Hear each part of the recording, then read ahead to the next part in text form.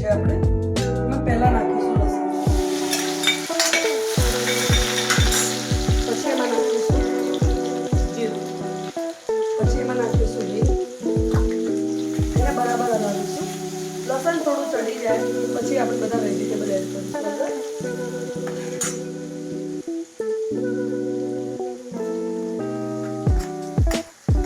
હવે એમાં નાખીશું ડુંગળી.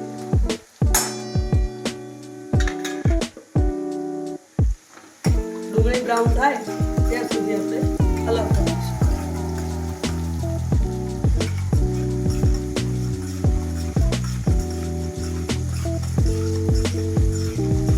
આપણી ડુંગળી બ્રાઉન થઈ ગઈ છે. પછી એમાં વટાણા અને તુવેરો એ બંને એકી સાથે નાખીશું.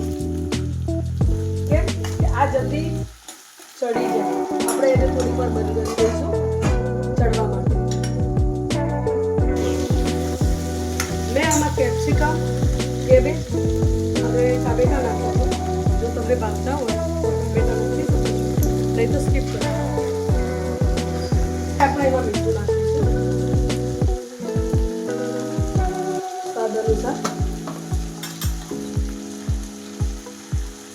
હળદર નાખીશું, મરચું નાખીશું ટેસ્ટ પ્રમાણે, થોડો ગરમ મસાલો નાખીશું. આ રજવાડી મસાલો છે જે ખીચડીમાં નાખવાનો છે, એવું થોડુંક નાખીશ.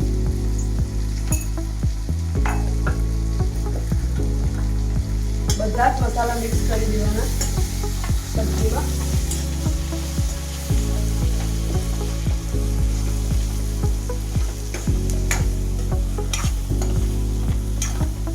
પાંચ મિનિટ સબ્જી ચડે પછી આપણે ખીચડી એડ કરીશું. ઠીક છે? જો હવે આપણે એમાં ખીચડી એડ કરીશું.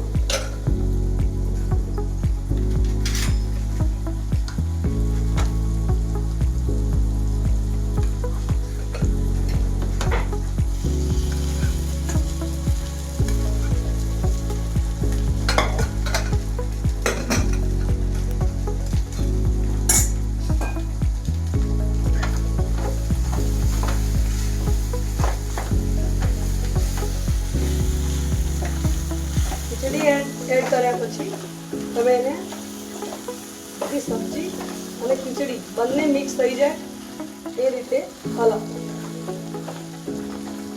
અને જો તમારે ઢીલી કરવી હોય તો થોડુંક પાણી એડ કરવાનું.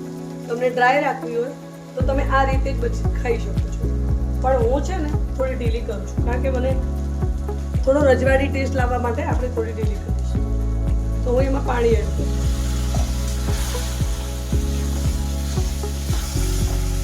જે પાણી એડ કરવાથી તમારી ખીચડી લચકા જેવી થશે અને સારી બનશે.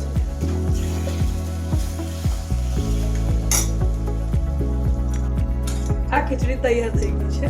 જો આટલી થિકનેસ જોવે. હું મારા ઘરમાં આવી પ્રિફર કરું છું. તમે કેવી રીતે પ્રિફર કરો છો એ મને નથી ખબર. તમારો ટેસ્ટ એ તમારી ફેમિલી છે. તમારી ફેમિલી સાથે તમે કઈ રીતનું જમવાનું પસંદ કરો છો એ તમારી રીતે બનાવો. હું આ રીતે કરું છું. તો જુઓ, હવે આ ખીચડીને આપણે સર્વ કરીશું. પણ હું એવું માનું છું કે તમે આ રીતે બનાવશો